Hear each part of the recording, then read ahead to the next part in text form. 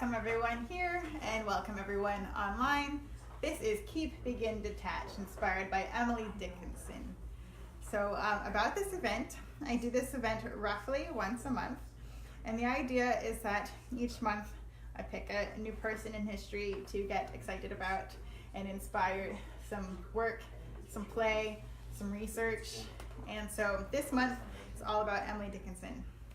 And so I'm gonna go over some of the poems in the zine, and then I will talk about my research and give you a little slice into who Emily Dickinson was. And then after that, we will have a couple of songs inspired by Emily Dickinson. Some of them, anyways, you'll see. But then after that, there'll be this open mic portion where if you also want to perform something related to Emily Dickinson or not, we will have time for that, and that'll be very fun to enjoy. And also, I like highlighting that the bathroom is right up the stairs and to the left, and feel free to get up and move anytime you want. This is a very casual event where it's we can hang out and say stuff if you have something that you want to add, or if you just want to say something that is related to or not related to, or it's just I don't know, all that stuff where it's just I can see you, you can see me. This is not some kind of grand show where I am on rails. And so if we want to take it in a whole new direction. Anyways, okay, so I'm going to go ahead and begin to talk about this piece of paper all of you have in front of you. And so I hand selected these poems this morning. I was listening to this podcast by the BBC about Emily Dickinson, and I don't have the credits handy, but safe to say it's the first thing you see in the iTunes store if you search for Emily Dickinson. And so it was very fascinating because they talked about these poems, and I'm going to say a little bit about everything on here, and then I'm going to go into a bigger spiel about Emily Dickinson's life. So the first one, I heard a fly buzz when I died, by Emily Dickinson. This one, when they talked about it, is interesting because essentially they were saying how Emily Dickinson uses poetry as a way to think about things. And so when she writes these verses, she kind of puts herself in the position of being a fly. And it's really fun. Hello! Are you here for the Emily Dickinson event? Wonderful. Okay. Cheers. So we got one chair there, and then we're gonna get some more chairs going on.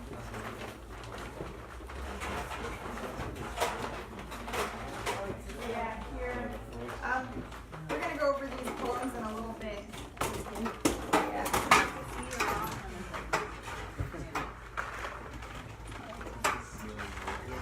And yeah, oh yes, right this way, up the stairs and to the left.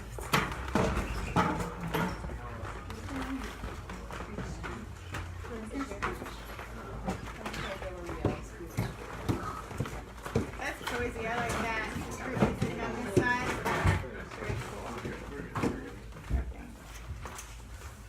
So, welcome. I think I'm gonna wait, but what we can do is talk about this first poem.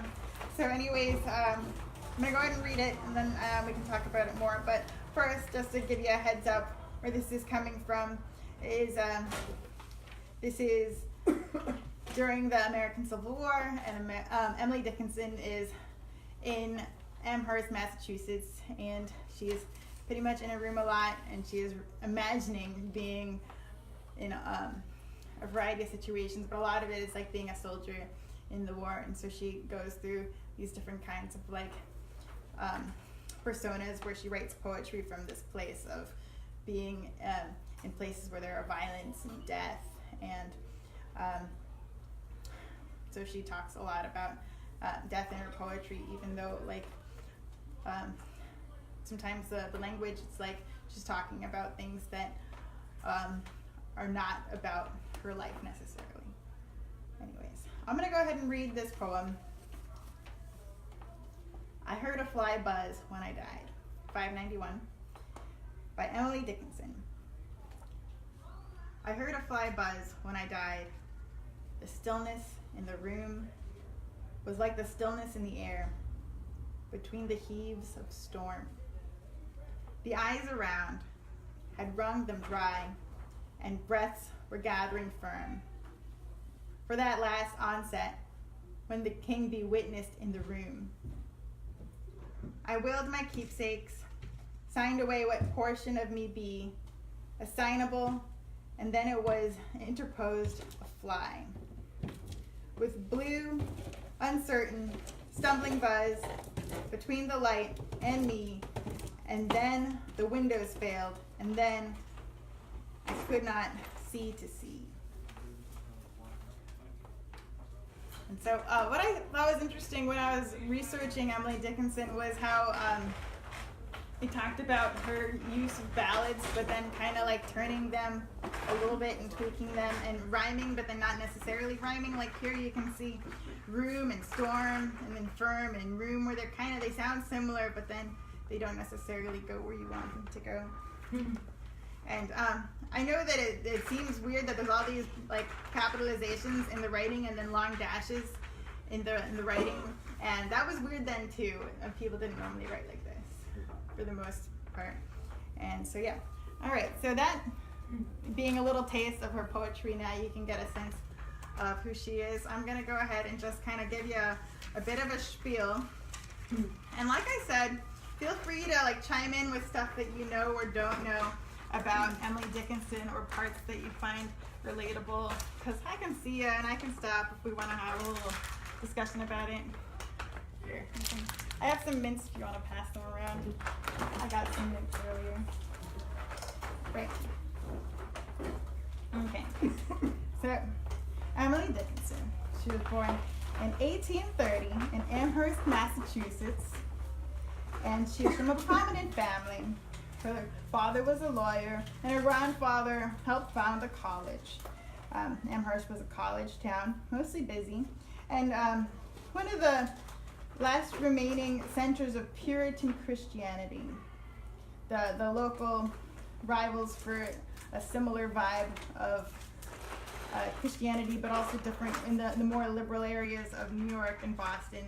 They're adopting a different, less strict kind of Christianity. And so it's very interesting that there is like this still a Puritan hold on this town.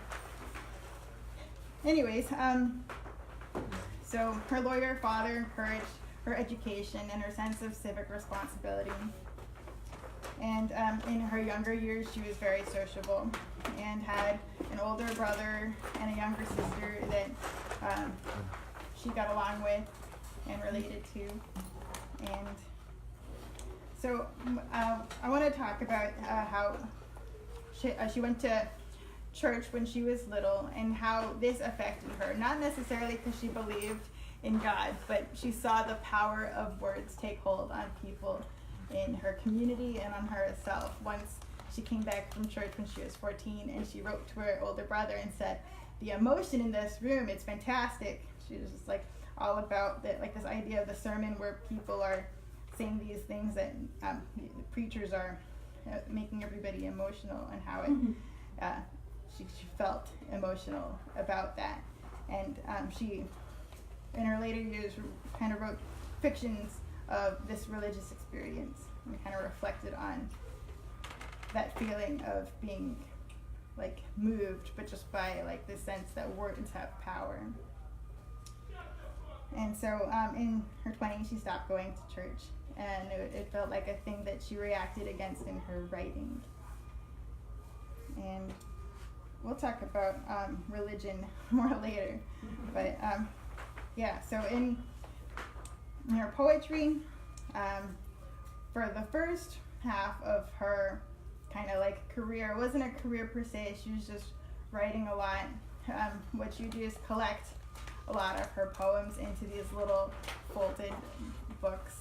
It's kind of similar to zines. She would sew together these things that more than one reference I have called fascicles, which I find really funny, just a facsimile, but it's like a vesicle. It's just like this little like slice of a book binding. And so they found a lot of those when she died, and in her lifetime she only published 11 poems, 10 of which were against her will and were highly edited a lot of them just taking out her weird capitalizations and her long dashes. And so, and sometimes changing the words a little bit. But yeah, in her writing, she's inspired by Ruskin, Browning, Bronte, and Isaac Watts. I didn't read up on a lot of these people, but I've read some Charlotte Bronte, and I thought it was it felt very similar in a lot of ways, just like the time period, but also very interesting, just thinking about how long ago that was. But yeah, so what a lot of people know about Dickinson is that she became a recluse in her later years. After 25, she stopped going out to different towns, and people, if they wanted to see her, they would visit her at her house. And a lot of people attribute that to her mother's illness and how she was kind of fragile, and her mom always needed someone to be around, and so Emily filled that role of just kind of hanging out at the house and gardening and cooking and writing a lot in her room.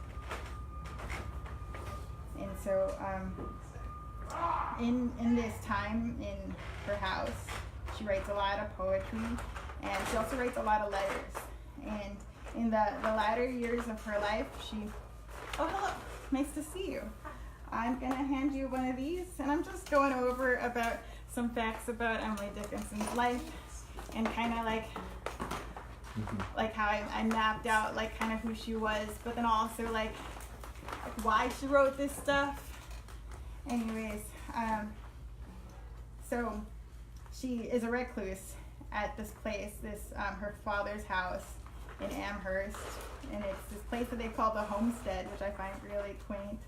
But anyways, so she writes letters, particularly to 4 people in her life. There's Susan Gilbert, which is her sister-in-law, her older brother Austin's wife for many years, and then 3 married men. But that's not the important part that they were married, but it is interesting to think about that sense of having relationships with people that she wouldn't be romantically entangled with. But yeah, there's Charles Wordsworth, Thomas Higginson, and Samuel Bowles. And so Samuel Bowles was an editor, and Higginson was a bit of an editor too, for a local newspaper. And then Wordsworth was a preacher she met in Boston back when she was sociable, and then she went into recluse, but then still wrote to all of them, and they wrote back. And what I find really juicy about what they say, epistolary space, where this woman has these writing relationships with all these people. She has these records of her letters, but then when Emily Dickinson died, she told her sister Lavinia, or Vinnie, to burn all her papers. And so it's such a ghostly thing that in history we have these very passionate and interesting letters written to these people, but then not their responses written back. Not all of them, or many of them. There's one or two from Susan Gilbert, which indicates something really interesting about their relationship. So Emily Dickinson wrote to Susan Gilbert, her brother's wife, and sent over 250 poems. Not at once, but over the course of their time writing. And it's interesting because Emily Dickinson wrote passionate love letters declaring her love and a bit of her desperation towards Susan Gilbert, but it's not necessarily said anything about Emily Dickinson's sexuality necessarily, though some people want to characterize her as somebody with lesbian tendencies. It's not entirely evidenced, which is just one of those mysteries of history. We'll just never really get to talk to her and ask her about what those letters meant and how that relationship affected her life. But yeah, what I like is that there is this relationship where she sent these poems, and in the couple of letters that they examined where Susan sent back something, it was kind of like a workshop relationship, where she would send poems and then Susan Gilbert had something to say about it, and then Emily Dickinson would change it. And so I don't know if that's something that you think about in your artistic lives, but having someone to write to and kind of get a little feedback from seemed like a really cool thing, because at the end of the day, like, what I think was most interesting about learning about Emily Dickinson is that these letters are an opportunity to kind of like get our thoughts down and think, and an opportunity to write poems and be like, this poem is for this person that I'm writing to. Or that sense of like, they will see this poem and know that I am a thinking person full of ideas that are important to me and that can be expressed. All right, and so there are some letters that I thought were really interesting. They found 3 master letters. And so these letters are written in a persona where Emily refers to herself as Daisy. And these letters start out as Dear Master. And it's noted that they are drafts, and we don't really know if any of these were actually sent or meant to be sent. But the language is hyperbolic, self-tormenting, and have this idea that she is being abandoned or neglected by these unavailable masters. And I guess I related to that a lot, in the sense that sometimes like it feels like there's just a lot of energy that's like pent up and built up for these people that aren't able to necessarily respond, and to have this kind of like extreme like opinion of myself versus these other people that just seem to have other things to do. It just feels like she's channeling it through this letter, and it's just like allowing it to happen and live, and to have a deep thought about it and not keep it inside. Anyways, so let's get to this, the themes of Emily Dickinson's poetry. So her father loved the idea of all his children being educated, and so they went through college. And so Emily Dickinson went to Amherst Academy from 10 to 17, and then attended a college after that for a little bit, but then not really completing it and returning home. And so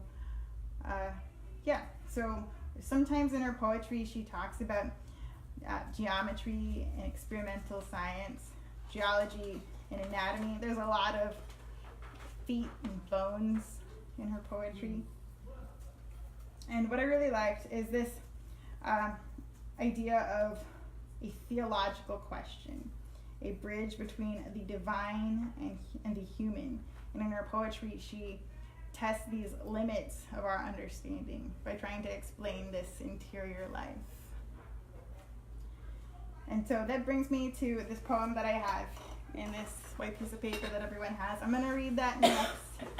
And so in this poem that you'll see in the middle, right after the language of flowers, is the world is not conclusion.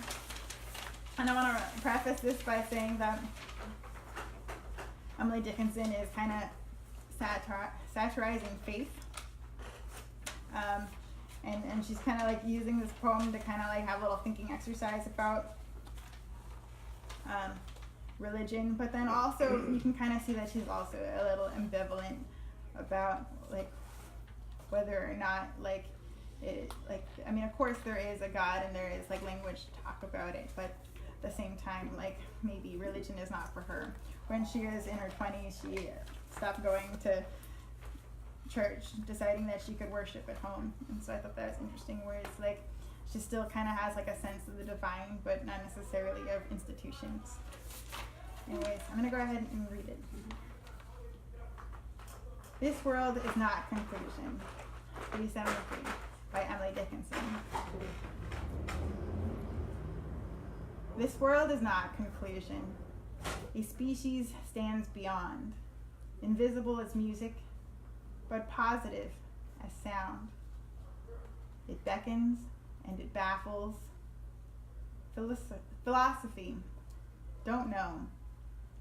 And though a riddle at the last, sagacity must go.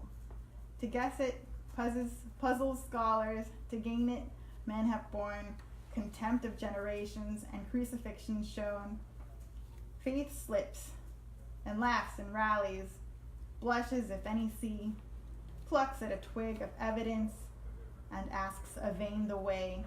Much gesture from the pulpit. Strong hallelujahs roll. Narcotics cannot still the tooth that nibbles at the soul.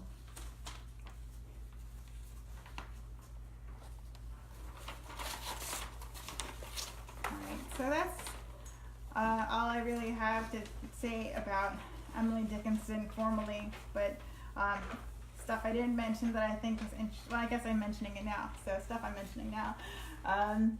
Emily Dickinson had this phase where she wore all white and pretty much never left her house, and she would send flowers and letters to people, and that would be like her way of interacting with the world, and people remember her for that.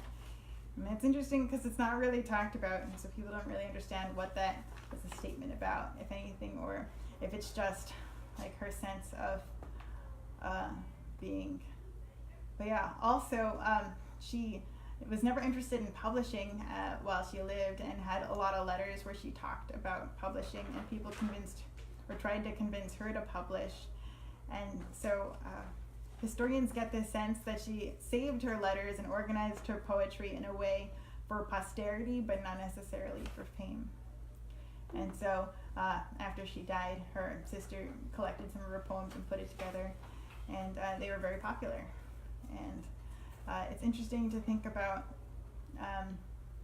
how when we keep things and write them down, they can be a part of history, even if we didn't want them to be, or if we didn't have any sense that it would be as popular as they are.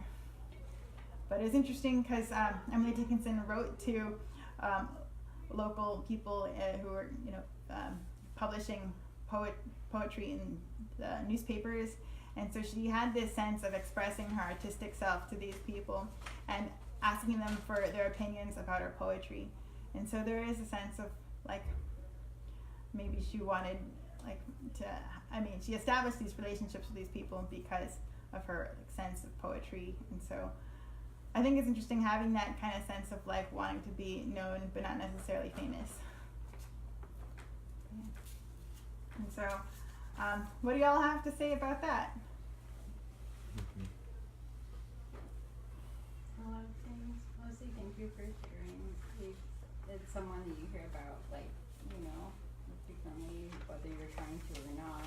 Every child from my high school has heard about Sylvia Plath, but like people that I care about know deeply about her, and I don't know anything because I just, whatever timing or whatever, I missed it. But I plan to look further into it, and I'm pretty sure like every person I know has some sort of quote that they told me before, so it's not unfamiliar, but it's important, and I appreciate you sharing it, and thank you for giving me a voice, and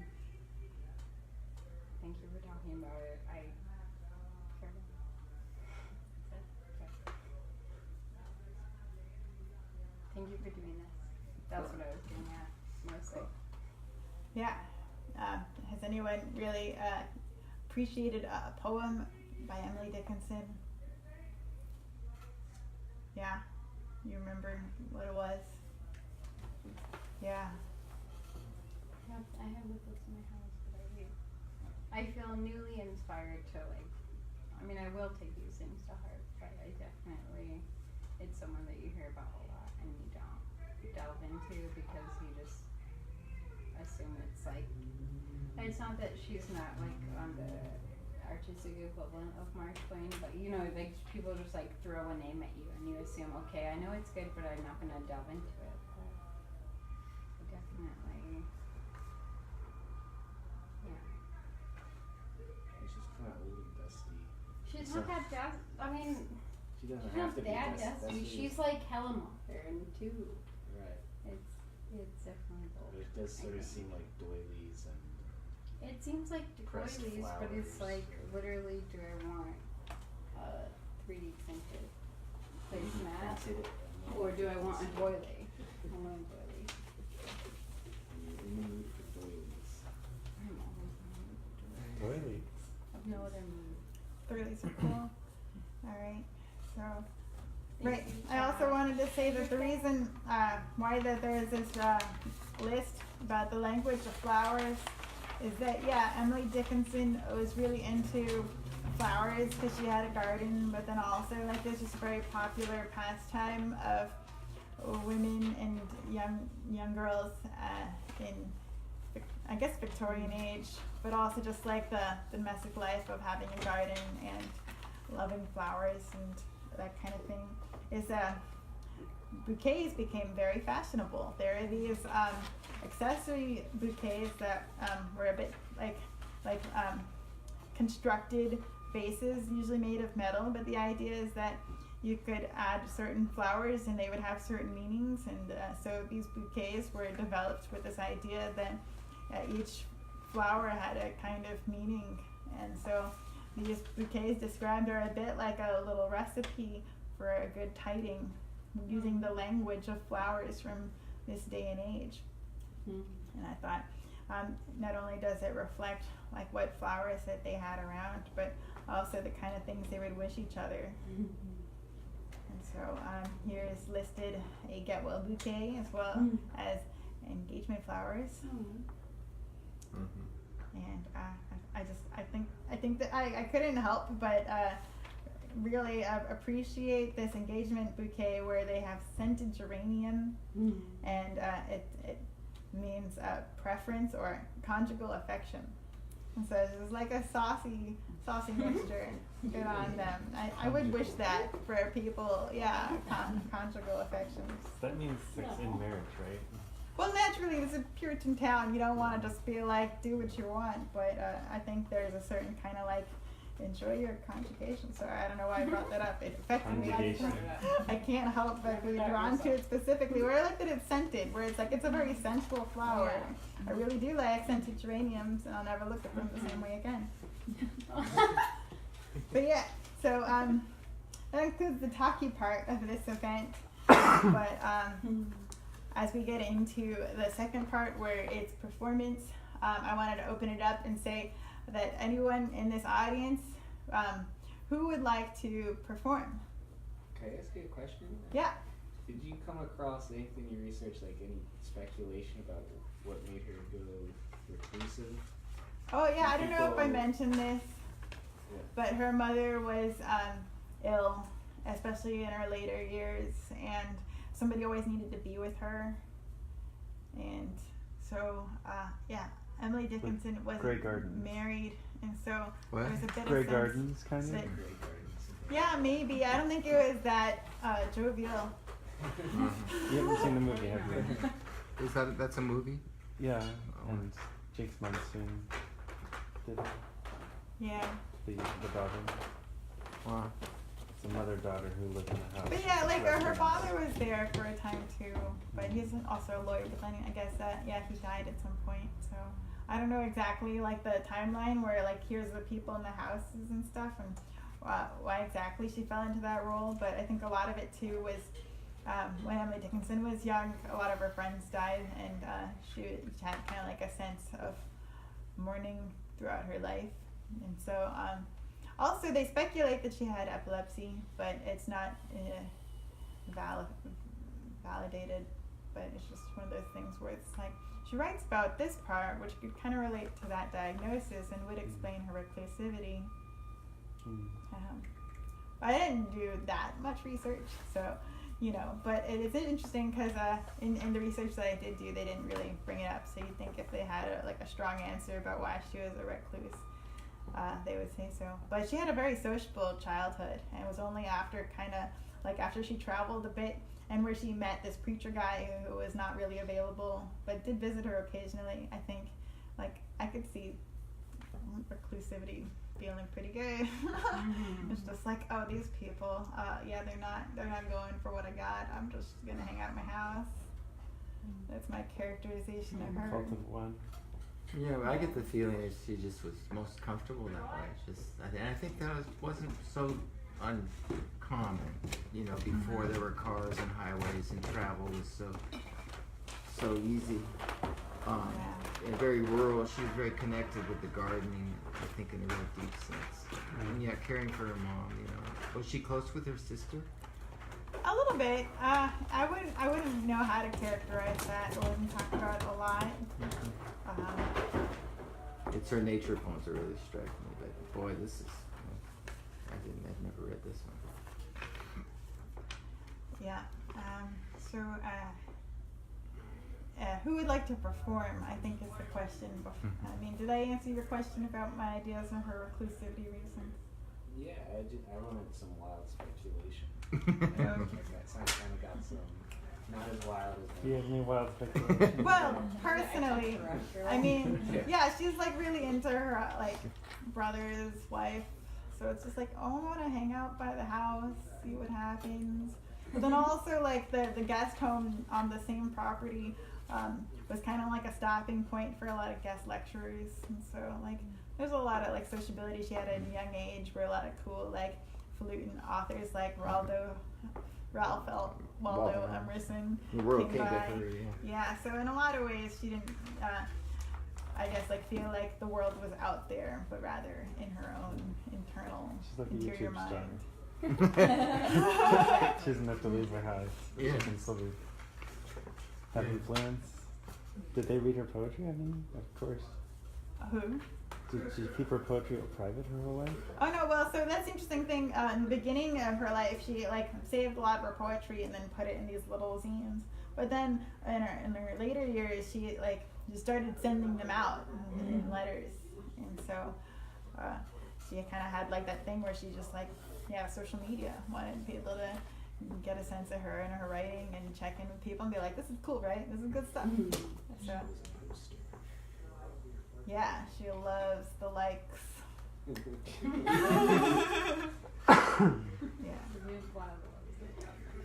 But yeah, so anyways, who is feeling up for some performance? Well, I would like to read a couple of her poems, but not right away. Okay. Anyone else up for some performance? I'm just kind of forming a little bit of like an order list. I have a performance. Cool. 1, 2. Sweet. So I wanna do dance therapy first, and then that'll really warm up the room. And then y'all can do some performing, and then I'll close out with some songs. Okay. And yeah.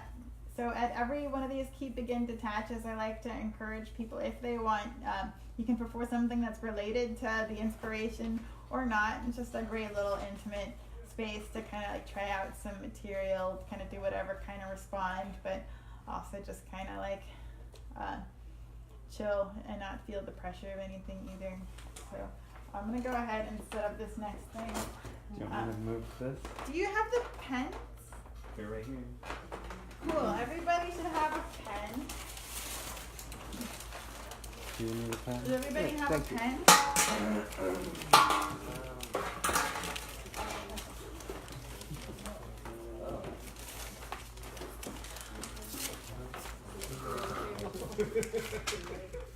Excellent.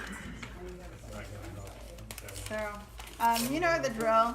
So, there's 2 pieces of paper for you. 2. And so this is a piece that I call dance therapy / dance playback. The idea is that everybody writes on one piece of paper the best thing that happened to them this week, and then on the other, the worst thing that happened to them this week. And then I'm gonna fold it up and then read it and then do the piece. So here you go.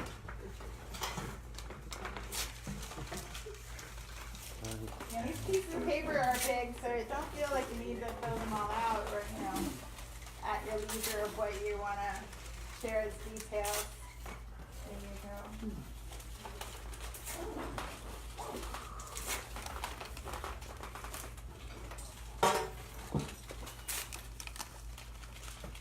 And if you need something to write on, Yeah, okay? well, I never recommend writing on the book. no? Because, if you press a little hard, then you, hurt the cover. And so, if you need something to write on, I did provide that piece of paper that's pretty handy. I think it's a little sturdy. It's not nothing.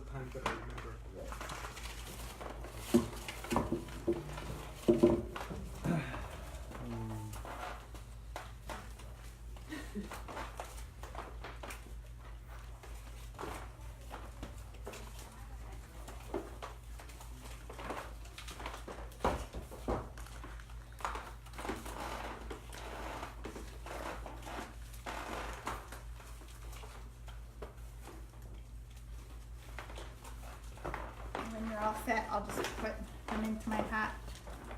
You're all set. Yep. There you go. Manhattan.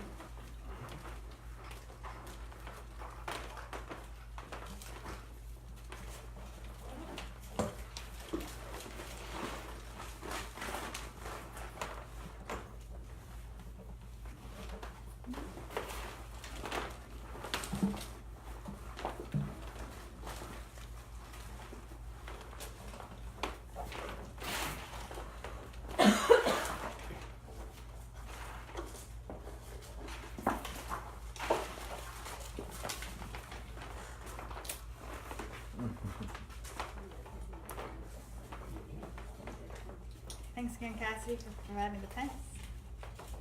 Thank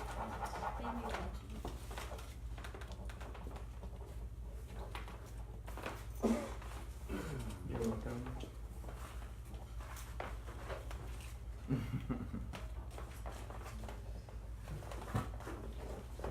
And so a bit of backstory, I love doing this piece at these Keep Begin Detaches.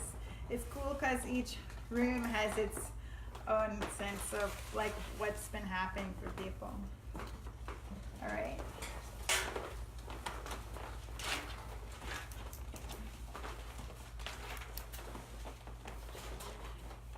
Oh, sure.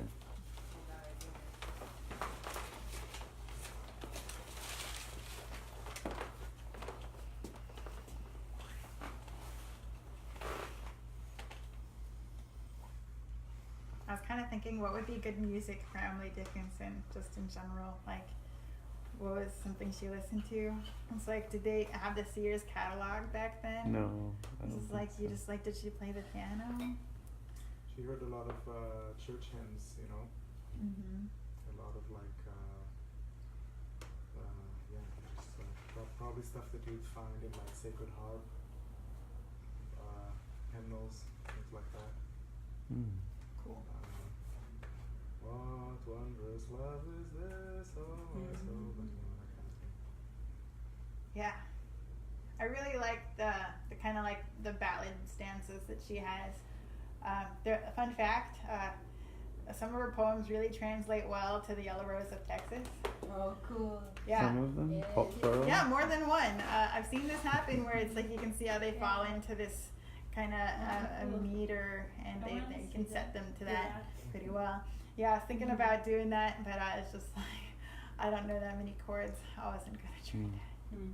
But anyways, we all You set. can go. I can't think of anything bad. Oh, that's a major plus. Sounds like a good problem to have. Okay, well, if you think of it, I mean, I guess it's kind of weird because, like, I don't want you to feel, like, singled out if you want to put it in later, but also, once I had this person say that their coffee was bitter.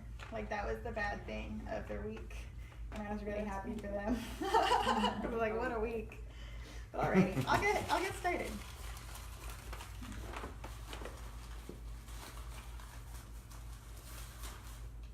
Alright, dance therapy / dance playback. Caught a cough cold.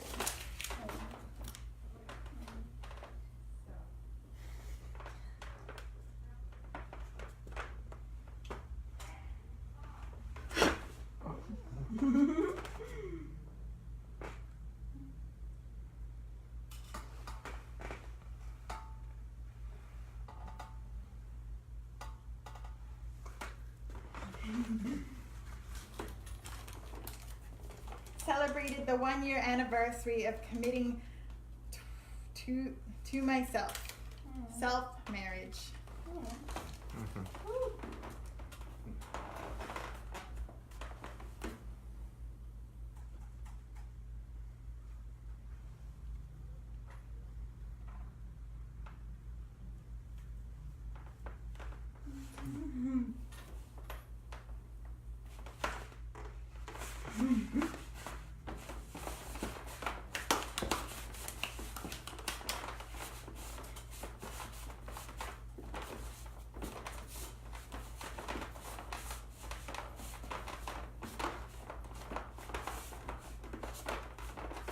One year later.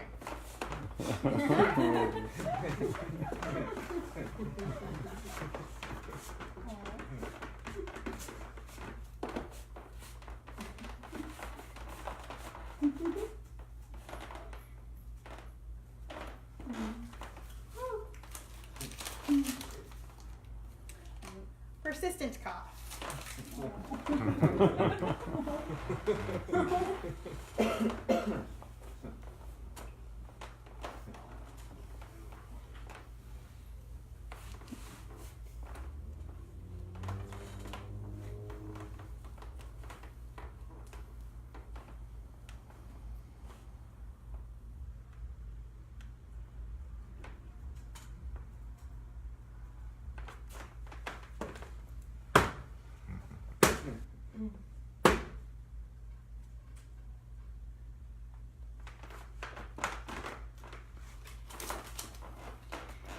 Getting to sleep in very shoesily.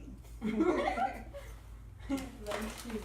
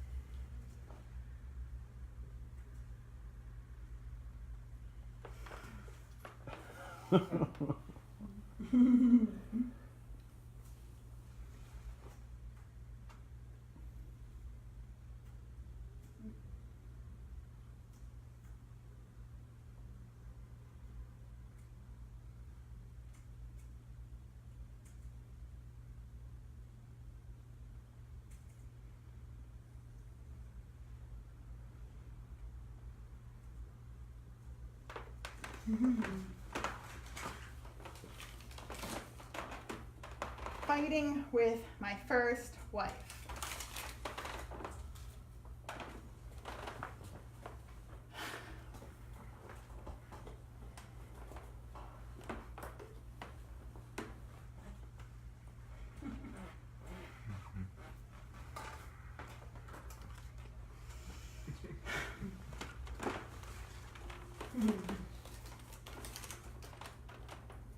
Hugging my child.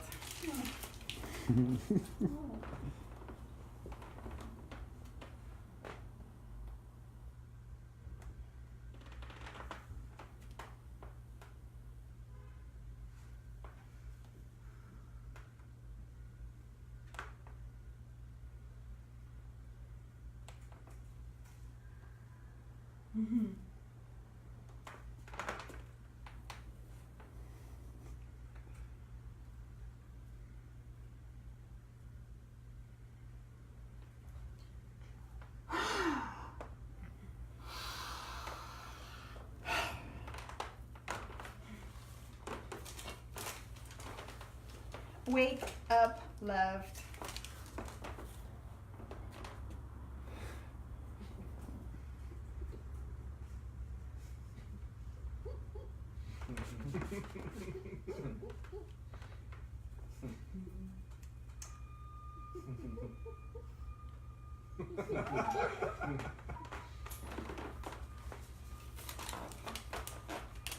Two students kissing during second grade circle time.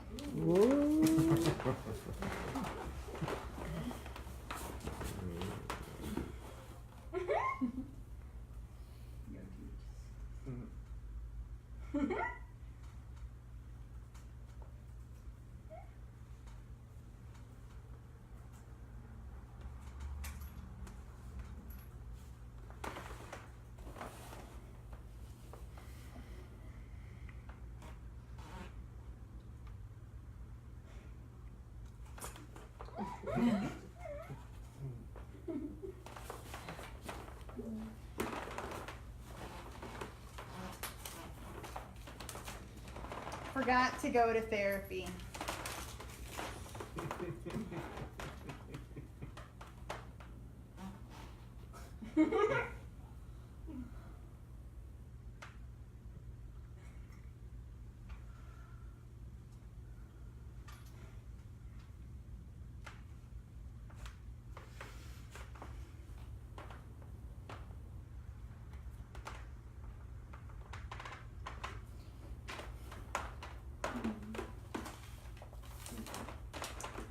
Had lunch with my good friend who just spent September in a mental hospital.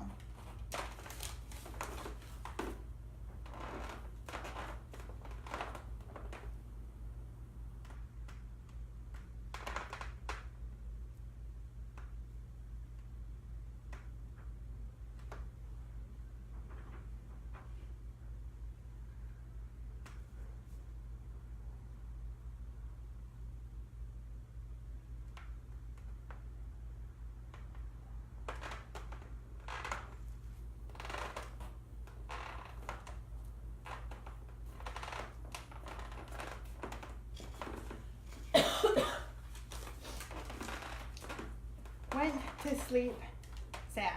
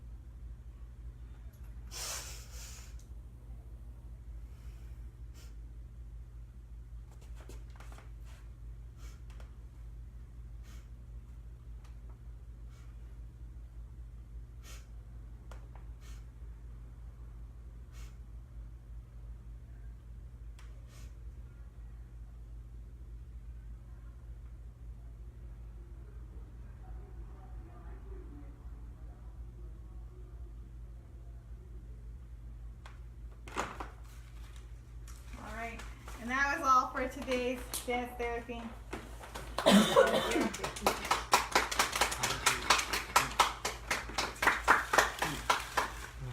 Would you like to go next?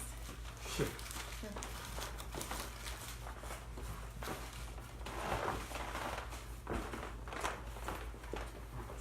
you.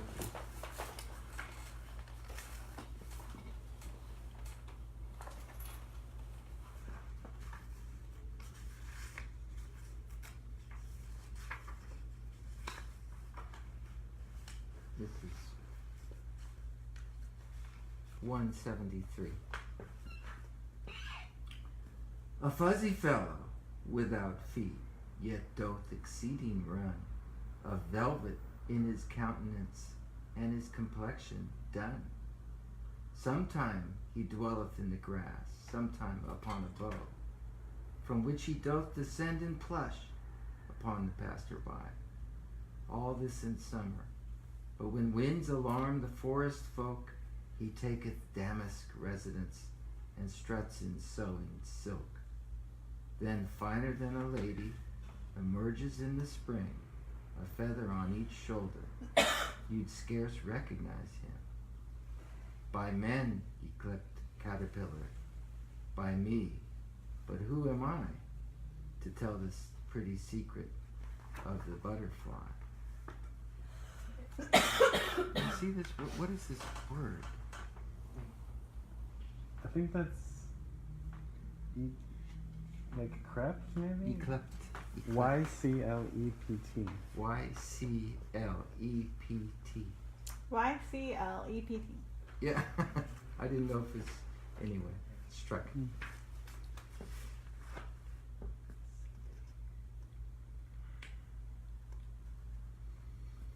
A feather from the whippoorwill that everlasting sings, whose galleries are sunrise, whose opera the springs, whose emerald nest the ages spin of mellow murmuring thread, whose beryl egg what schoolboys hunt in recess overhead. And the next one right after that is, my river runs to thee, blue sea. Wilt welcome me?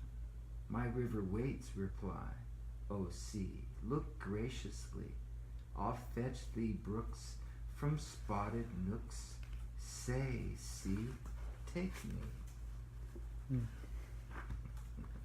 Just read one more. This book is knocked me out.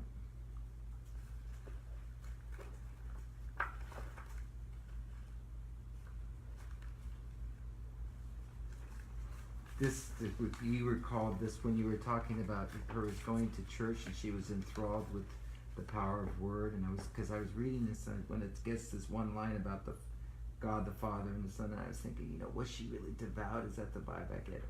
And then maybe people thought she was if she wore all white all the time or whatever, but she just was. She felt the divine, and I think her in touch with the gardening and then having someone that was so needy that she was born from.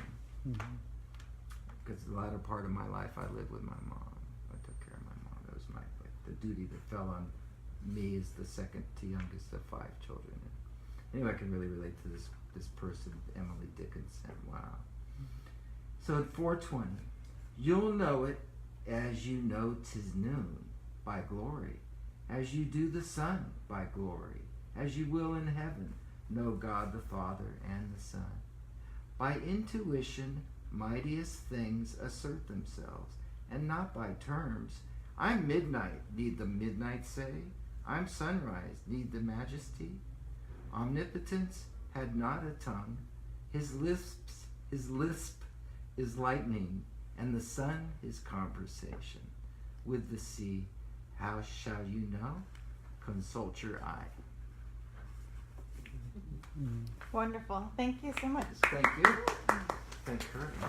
Thank you, and I want to thank you for doing this too. Yeah. It's fun. This is great. I love that stuff where it's like, yeah, she's a very relatable character in a lot of ways. And I was thinking about this where it's just like, I like her sense of knowing that there are ways to describe all these things internally through metaphor and simile, where it just like, it's very refreshing and very articulate and very insightful. It's fun to just like, there's so much to dive into. It doesn't like stop giving, like looking at a poem, it just seems full of like weight. I mean, a lot of that is just like the style of the capitalizations and the word choice, where it's just very direct about things, but and also in ways like indirect, because it's describing a thing perfectly, but that thing represents a lot of other things. So it works on a lot of different levels of being painterly, but then also being like conceptually sound, like the way that the descriptions are of things relating to other things. It goes both for the thing itself, and also like this internal mechanism that it's drawing more parallels with than is initially noticed. But yeah, are you up for performing next? Cool. Yes. Alright.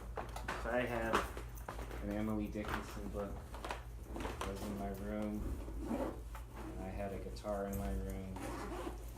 And I opened up to an Emily Dickinson poem, and I don't know, it sounded alright together a half an hour ago in my room. So let's see how it sounds in this room. Either way, it'll be short, so.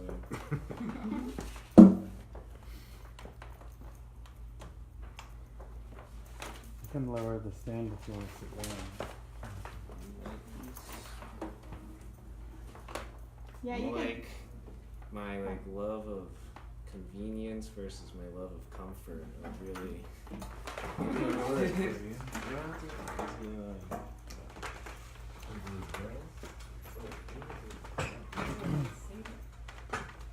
Really classy.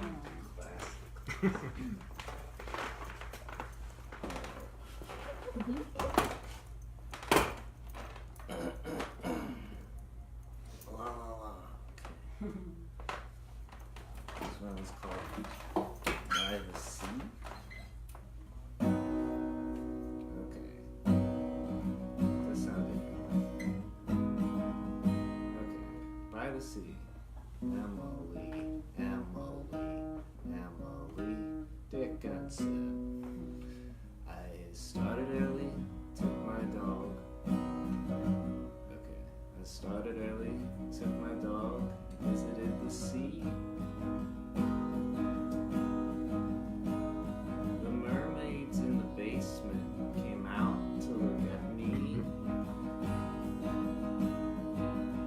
And frigates on the upper floor extended hempen hands, preserving me to be a mouse aground upon the sand. But no man moved me till the tide would pass my simple shoe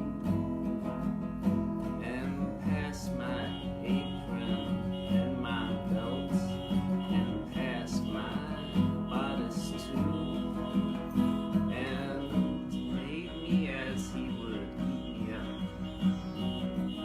as wholly as the dew upon a dandelion sleeve. And then I started to, and he followed close behind. I felt the silver heel upon my ankle, then my shoes would overflow with a pearl until we met on a solid town. No man he seemed to know, and bowing what mighty look at me, the sea withdrew. Goodbye, sea. Not sure what that one's about. Sounds like she's like standing in the sea, and then it's gonna wash her away, and then it doesn't. I don't know. Pick your own. Fabulous. Thank you. Yeah.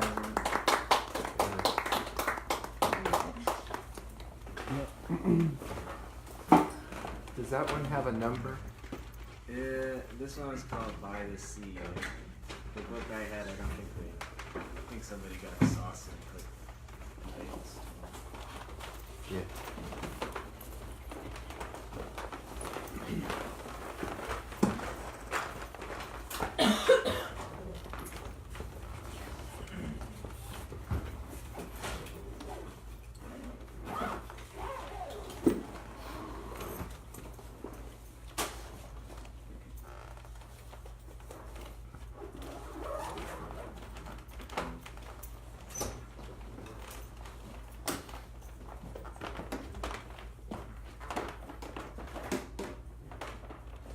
Oh, thanks for bringing it back. It like fell off in a fit of joy. That's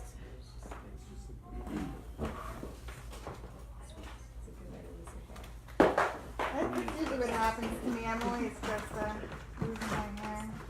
It's like rocking my socks off.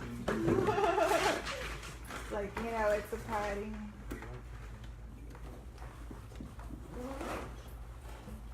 That's where the term wig out comes from. Oh yeah, oh fun fact, Emily Dickinson had red hair. I always assumed she had black hair, but that's just because the pictures are in black and white. What color was her hair? It was red. Very No similar kidding. to Cynthia Nixon in her portrayal, like the Quiet Place, or A Quiet Place, where she plays Emily Dickinson. It's a movie that sensationalizes her life a little bit, but it's still like an interesting representation of Emily Dickinson in movies. Because there's been a few things where Emily Dickinson has been turned into media, one of which is a Broadway musical, I think. So check that out. I don't know where it is. No, I just like I forget the title, but it's Emily Dickinson on Broadway or something. Yeah, she's a source of so much inspiration.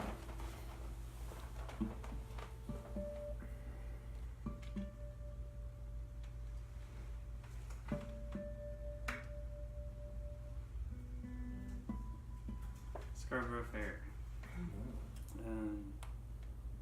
market in Scarborough, England, in the north.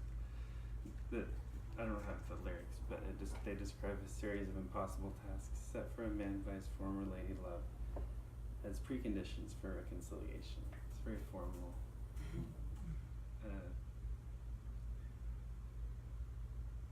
Yeah. It repeats. It's the simple version.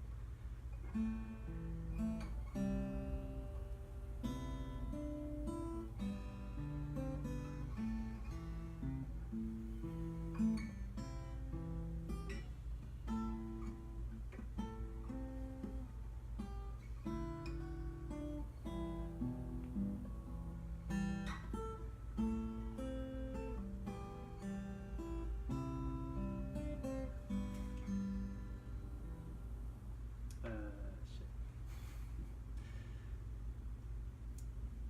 So it isn't really ready.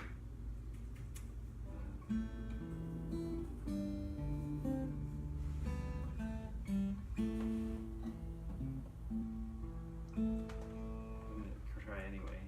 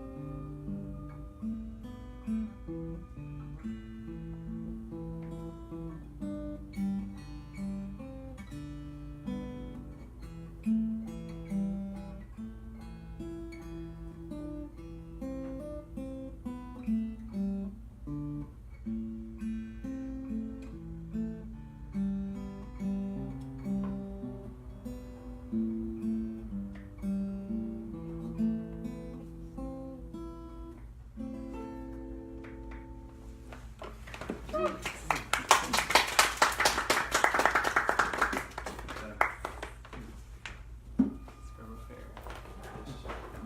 Alright, so we're heading into the last bits. I'm gonna play a few songs. I had a question. Did anyone else wanna perform anything, try out anything, announce anything? Yes, please. I see a couple of copies of my scroll here. Since I think it might be appropriate to read maybe one or two of the poems that are here, because like one of the main inspirations for this book, for lack of a better description, was actually devotional poetry.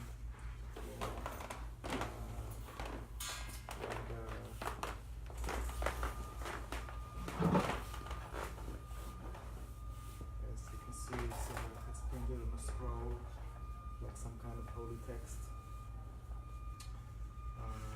And I think I'll read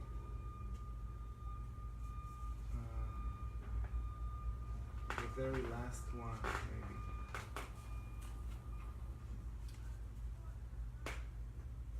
Read the very last one. It's called Unsolicited. That's the name of the collection.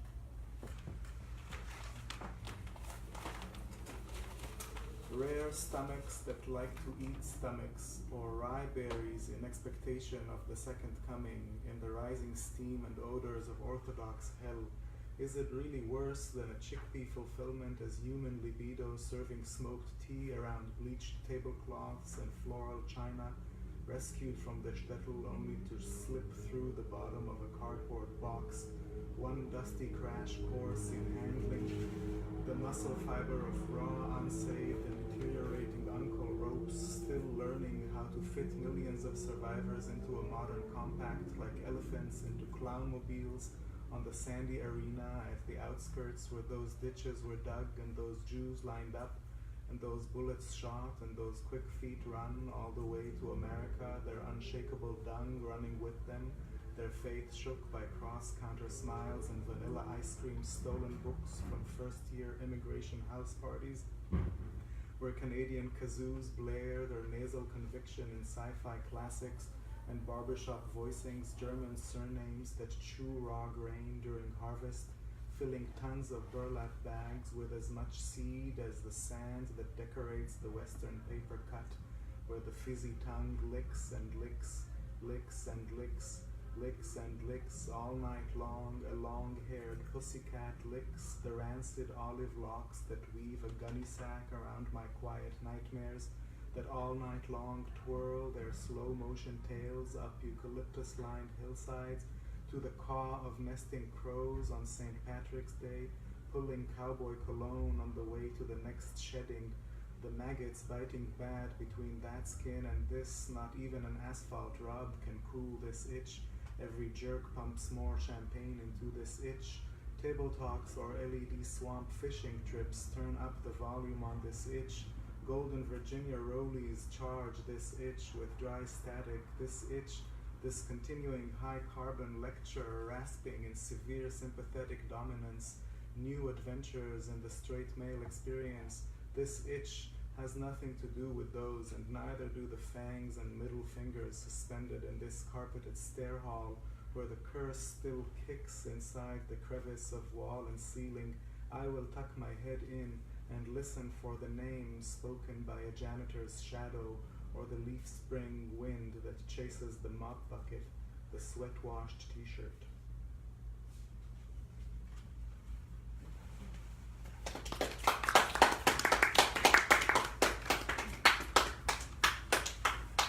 Wonderful, thank you so much. Anyone else have something they'd like to share? Okay, so I'm gonna play a couple songs, and I haven't done this before, but I'd like to do it this way now. So right here I have, as many people have, the complete works of Emily Dickinson. And she wrote over 1,800 poems in her life, and probably more that we'll never retrieve. So these things are so fascinating that they traveled through time here to us today. And so I have used this in the past as a divination tool. So I asked myself, the book, the universe, a question, and flipped to a random page and read the poem that my finger pointed at, and it gave me such insight that I would like to harness the energy of it for you now. Is there anyone here that would like to ask it a question, either silently or aloud, and then point to a passage that I will then set to music? All right, so I saw this hand first. Okay, but silently. Yeah, so you can Question is ask silent. silently, and then you can point, and then I will know. All right, so I am going to attempt 625. And as I work on this, go ahead and think about your question and how these lyrics, these words, maybe even just the soothing sound of a baritone ukulele might answer some of your questions. Do you want that taller? Oh yeah, did I just pull it? I don't even think about it. I just accepted my role as being a giant. Yeah, towering over these lyrics. Yes, perfect. Thank you so much. All right, here we go.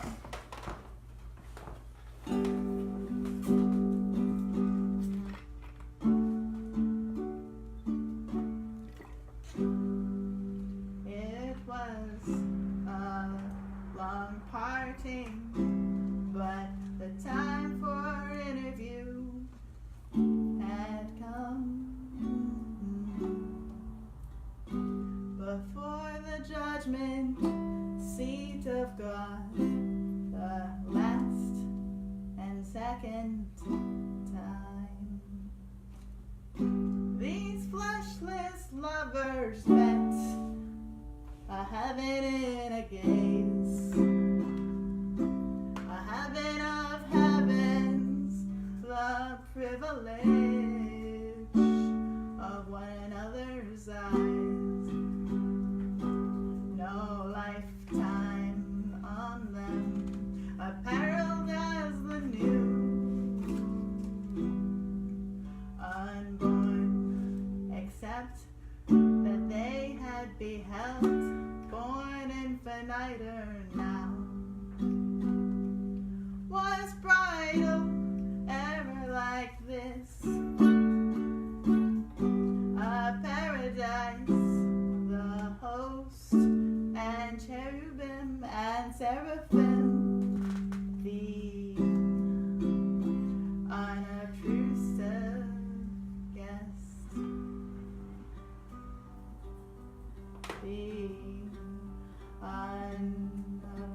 said best.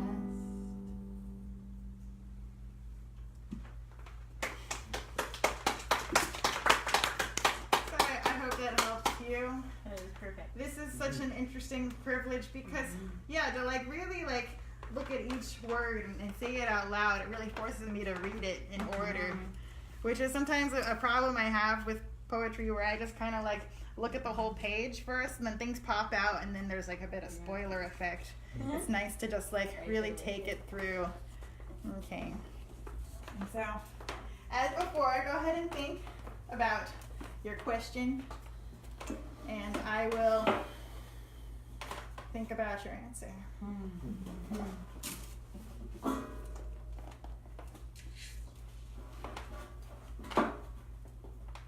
This one is 880. Can I hold it for you? Oh, I got it. It's gonna be fine. I cracked it open a little bit. So rest in peace, book. It's spine is a little cracked now, but I think it's part of the journey of the book. Okay. All right, here we go. 880.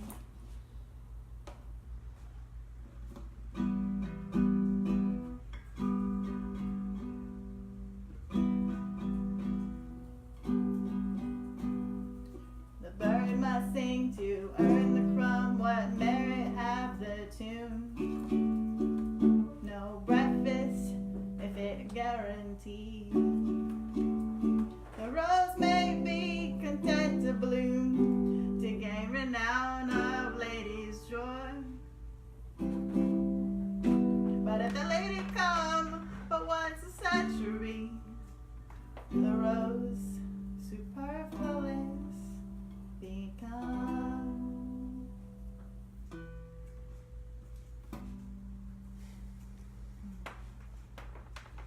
There you go. Short little one for you. I'll have to look at that. Yeah, 80 if you're interested. All right. I'll just go ahead and offer anybody else want a chance to divine from the great Emily Dickinson. Excellent. Thank you. Oh, that was fun. Okay, here we go. So for those following along in their hymn books at home, this one is 408. And yeah, just having like a whole anthology where it just feels like I have the text where it's like I don't feel like I'm missing out on something because there's everything in there. It feels really good. So I just recommend that. Not a lot of poets put their books all in one. Maybe they do. Maybe, I mean, of course, this person didn't. It was collected after they died. So hopefully, I'd be lucky to have some kind of like complete anthology. That stuff's so impossible. So I guess it's not like I can't imagine how. Okay, I'm getting sidetracked. Here we go. 408.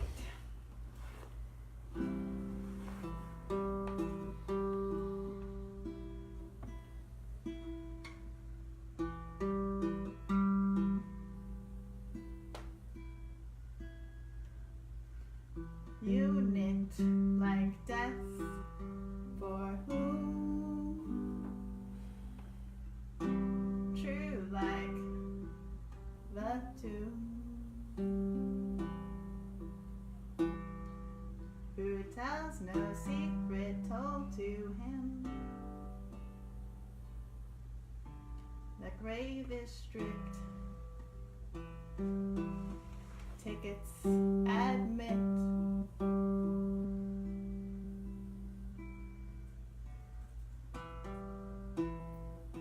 Just to the bearer and the born.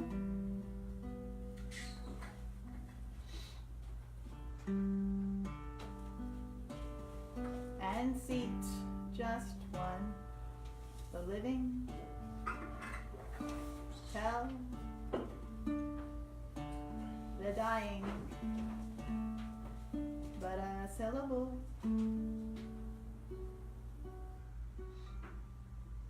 The coy dead, none. No chatter here, no tea. So babbler and bogey stay there. But gravity and expectation and fear.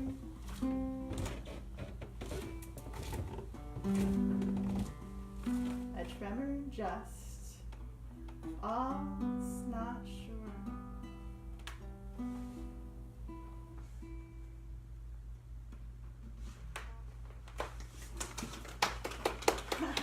Thank you. Anyone else want to turn to questions being answered? All right. Okay, Okay. Yeah. I'll ask out loud. Oh, how exciting! I love that stuff. Not that like secret questions aren't fun, but yeah, that weird parallel of like, oh, how is this relating? Right. I'm gonna be really try. What should I have for dinner? Very rich. You haven't eaten dinner yet? Thank you. How hungry are I'm you? not hungry. I'm not that hungry though. Maybe it'll be a snack. All right, now we can all take pleasure in this. Yeah. Well, I So, know it might be a The question snack is, what should you have for dinner? Yeah. or a snack. Okay, here we go. Number $12.99.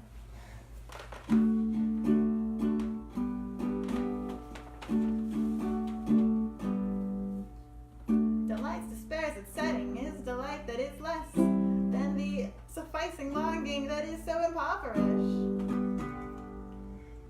Enchantment's perihelion mistaken oft it's been for the authentic orbit of its interior sun.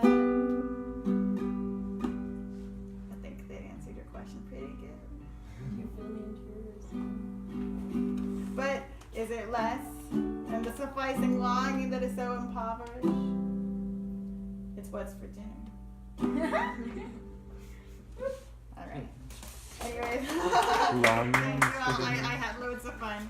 And so final thoughts as we conclude another Keep Begin Detach. So I do this about every month, and so the next time I see y'all will be in the new year. So have a safe, happy, warm holiday and all that stuff. And celebrating is good fun, but safety is the most important thing. And so kind of like checking in with yourself before you do all those psychedelics and just be like, what's my exit strategy if things go awry is always a fun thing I like to talk about. Not because I do a lot of psychedelic drugs, because those are illegal, so I would never do that. But I guess that's my Christmas safety message. Which family members you choose to be around, if you That's have a true. choice. That's It's a good true. thing. I love that feeling of like, I don't need that negativity right now during my evening. Yeah, kind of standing up for yourself, but not necessarily being attacking in the process. That's a tricky one. But yeah, and so more about how this event is such a fun thing to do. This next one, I'm gonna be doing some research on Georgia O'Keeffe. Yeah, at first I was thinking just performance artists, and now I've really branched out into all different kinds of things. But last month we had Julia Kristeva, who is a psychoanalyst and novelist, and so today we had Emily Dickinson, accomplished, mostly unknown poet, published mostly posthumously. And next month we're going to have a fabulous painter. And so something to think about if you want to come back next month and contribute something, or you have some insights. Or my favorite part is getting into it, just being like, who is this person? And like that feeling of like, I don't get why I should care about this person, and then like, oh, they're a weirdo just like me. Perfect. I can get to that and get to that heart of like what makes this art happen in the way that it happens. And so for Emily Dickinson, I really appreciated that sense of like having to share herself with people through her writing, and I've been getting that lately. And so just like that feeling of what is the way that will allow you to create something that feels fun for you and personal and exciting. But then also a big thank you to Ian Wolfman. I love this place, and I host this event here every month because they're very centrally located, but then also it's nice to talk to the people, but then also this selection of books is super spot on, and I just enjoy that intellectual reminder that there's so much that I want to learn about and appreciate and understand about writing as a craft, but also as a conversation topic with people. Any other questions or thoughts? All right, so this concludes this event. I hope you have a nice night and a safe ride home. All right, thank you for coming. Thanks, Kathleen. We